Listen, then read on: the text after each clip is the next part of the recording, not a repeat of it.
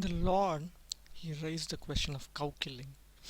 That was the first topic he brought up, even though actually the discussion with Chand Kazi was supposed to be about the chanting of the holy names. Um, the point is, Yesham Twantagatam Papam Jananam Punya Karmanam Te Dvandva Moha Nirmukta Bhajante Mam Dridhavrata. Lord Krishna states in Bhagavad Gita that unless one is freed from sinful activities, one cannot engage in Krishna consciousness. So, as long as one is engaged in Krishna consciousness, as long as one is engaged in sinful activities, specifically sinful activities such as killing cows, there is no question of appreciating Krishna consciousness. This is stated in Srimad Bhagavatam also. Nivritta tarshairupagiyamanad bhaushrat shrotra manobhiramad ka uttama shloka gunanavadat puman virajyeta vina pashugnat. This is a very important statement. Vina pashugnat. This is a statement from the 10th canto of Srimad Bhagavatam. Puman virajyeta vina pashugnat. That other than one who is an animal killer, um, anyone else would be able to appreciate Krishna consciousness. Glorification of the Supreme Personality of Godhead is performed in the Parampara system. That is, it is conveyed from the spiritual master to disciple. Such glorification is relished by those no longer interested in the false temporary glorification of this cosmic manifestation. Descriptions of the Lord are the right medicine for the conditioned soul undergoing repeated birth and death. Therefore, who will cease hearing such glorification of the Lord except a butcher? Notice this: except a butcher, or one who is killing his own self. The exact Sanskrit word is pashugnat, either a butcher or one who is killing his own personal existence. So, except for a person who's a butcher or one who's killing himself, everyone else can appreciate Krishna consciousness, and therefore, cow killing is so detrimental. Yeah, amongst various forms of animal slaughter, cow slaughter is the worst, and therefore the Lord raised this question of cow killing. Why are you people killing cows? It leads to extreme punishment in the hellish planetary systems. And the Qazi properly answered him by referring to the Quran. And the Qazi basically told him that there is a Nivriti Marga, there is a pathway of uh, advancing towards tranquility, spiritual progress in the Islamic tradition. In turn, the Qazi also questioned the Lord about cow sacrifice in the Vedas, and the Lord replied that such sacrifices mentioned in the Vedas is not actually cow killing. In that sacrifice, an old bull or cow was sacrificed for the sake of receiving a fresh younger life by the power of Vedic mantras. This is also brought out by the predecessor Vaishnava Acharyas. Look at this. This is Bhagavad Gita, chapter 2, texts 31 and 32. Swadharma vichaveksya na vikampitum arhasi dharmadhi yuddha shreyanya kshatriyasya na vidyate. Lord Krishna is telling Arjuna, considering um, mm, your swadharma, your specific dharma as a kshatriya, you should understand that you must engage in this religious war. There is nothing greater for a kshatriya to do. And in the commentary to this by Sri Ramanuja, he explains here that every varna has its own swadharma, and when one engages in such activities, there is no violence involved. It is actually good for all, and he gives us an example. Animal sacrifices. Agni shomi adishu cha na himsa pasho. The animal which is being sacrificed is not actually being killed in the Agni shomi sacrifice, in which a goat would be slaughtered, because nihinatara छागादि देह परित्याग पूर्वक कल्याणतर देह स्वर्गादि प्रापकत्वश्रुते संज्ञापनस्य. Because from an animal body one is promoted to not merely human, one is promoted to a superhuman body, like the body of a demigod, and one is immediately placed in heaven. This is multiple promotion. It's just like if you take a child who's in the first grade, and after first grade he would be scheduled to be put in the second grade.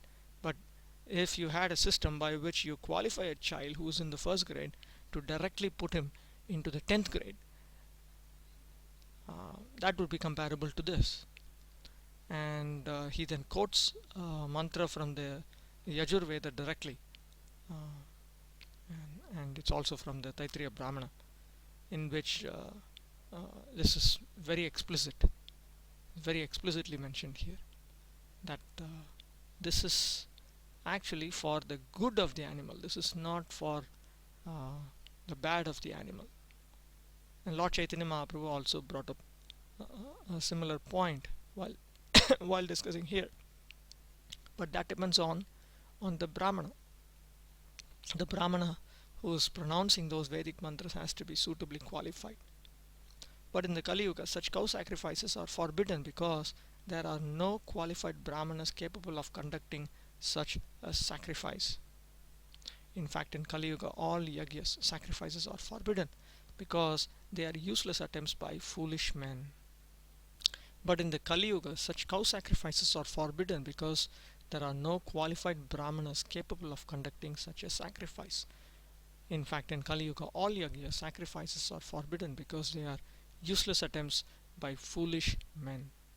Specifically, the Kalivargyas, or activities which were allowed in previous yugas and which are disallowed now, have been set forth here. Ashwamedham Gavalambam Sanyasam Palapaitrikam Devarena Sutotpatyam Kalau Pancha Vivarjayet. In this age of Kali, 5 acts are forbidden: the offering of a horse in sacrifice, the offering of a cow in sacrifice, the acceptance of the order of sannyas, the offering of oblations of flesh to the forefathers, and a man's begetting children and his brother's wife. So these are all forbidden, and they're forbidden because there are no qualified brahmanas. But in the Kali Yuga, such uh, cow sacrifices are forbidden because there are no qualified brahmanas capable of conducting such a sacrifice. In fact, in Kali Yuga, all yagya sacrifices are forbidden because they are useless attempts by foolish men. In Kali Yuga, only the Sankirtan yagya is recommended for all practical purposes. Hare Nama Hare Nama Hare Namaiva Kevalam Kalau Nastyeva Nastyeva Nastyeva Gatiranyatha. Speaking in this way, the Lord finally convinced the Qazi, who became the Lord's follower. The Qazi thenceforth declared that no one should hinder the Sankirtan movement which was started by the Lord, and the Qazi left this order in his will for the sake of progeny. So the Qazi was very much impressed by Lord Chaitanya Mahaprabhu, and he admitted that Lord Nrsimhadev had appeared to him in a dream and had terrified him. So the Qazi, he accepted Lord Chaitanya Mahaprabhu's uh, way of thinking, and he in fact became a follower. The Qazi's tomb still exists in the area of Navadvip, and Hindu pilgrims go there to show their respects. The Qazi's descendants are residents, and they never objected to Sankirtan even during the Hindu-Muslim riot days. Here is a photograph of this tree below which Chand Qazi's Samadhi is being placed. This is in Mayapur. On if you are going in Srila Bhaktisiddhanta Saraswati Road from the ISKCON campus to the Rajapur Jagannath Mandir, on the way you can come across this. It's called the Chand Qazi Samadhi. This incident shows clearly that the Lord was not a so-called timid Vaishnava. People often have the misconception that a Vaishnava is a timid person. They misunderstand the Trinadapi Sunichena shloka, and they think that Vaishnavas are not capable of inflicting appropriate and religious violence. A Vaishnava is a fearless devotee of the Lord, and for the right cause he can take any step suitable for the purpose. Arjuna was also a Vaishnava devotee of Lord Krishna, and he fought valiantly for the satisfaction of the Lord. Similarly, Vajrangaji or Hanuman was also a devotee of Lord Ram, and he gave lessons to the non-devotee party of Ravana. The principles of Vaishnavism or to satisfy the Lord by all means. Krishnarthe akila cheshta. One should be willing to do whatever is required to satisfy the Supreme Lord. The Supreme Lord is very much satisfied when we avoid sinful activities and offenses, and we only perform activities within Vedic Dharma, and within that, Vaishnavas do everything that is required. A Vaishnava is by nature a non-violent, peaceful living being, and he has all the good qualities of God. But when the non-devotee blasphemes the Lord or his devotee, the Vaishnava never tolerates such impudency. Yasyasti bhaktir bhagvatya kinchana sarvair gunais samasate sura. When one becomes a pure Vaishnava, he has all the good qualities of the Supreme Personality of Godhead. But it is also his duty to ensure that the Supreme Lord is not blasphemed in any manner. This has been stated in the scriptures, and it has been quoted by Acharya Rupa Goswami, and this is listed out in Bhakti Rasamrita Sindhu by Srila Rupa Goswami here. This is Bhakti Rasamrita Sindhu, the first division and the second subdivision inside it. Krishna tad bhakta vidveshe vinindadya asahishnuta. One should be very intolerant toward the blasphemy of the Supreme Personality of Godhead Krishna or his devotees, and this is brought out. This is brought out here.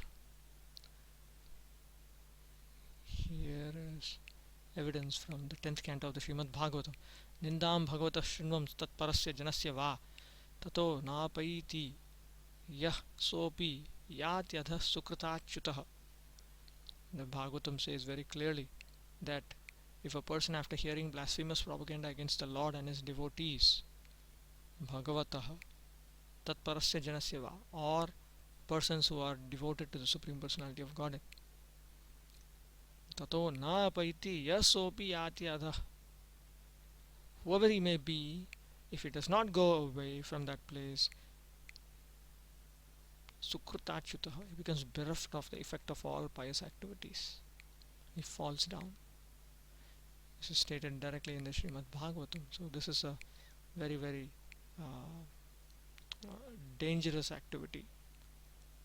And Lord Chaitanya Mahaprabhu, he demonstrated that if anyone goes against Krishna consciousness, the Vaishnava will not tolerate it.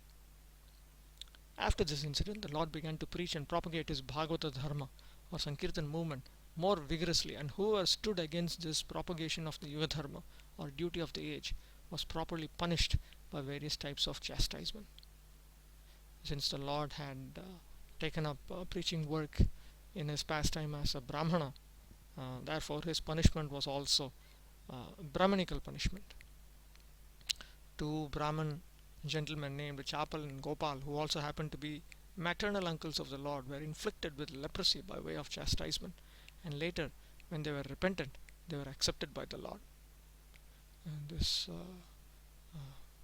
Chapal Gopal, this is discussed in Chaitanya Charitamrita. This is brought out in greater detail in Chaitanya Charitamrita, chapter 17, how there was a Brahman named Gopal Chapal, and he had committed an offense at the lotus feet of Sri Srivas Thakur, and Lord Chaitanya Mahaprabhu had punished him with leprosy. And when he had asked the Supreme Lord, please forgive me, Lord Chaitanya Mahaprabhu was so angry with him because of his Vaishnava aparad, and he told him, I shall not deliver you, I shall have you bitten by these germs for many millions of years. You have committed a great offense to Srivas Thakur, and therefore this is what is going to happen to you. And then when he begged for forgiveness, then the Lord forgave him after he took shelter of Srivas Thakur.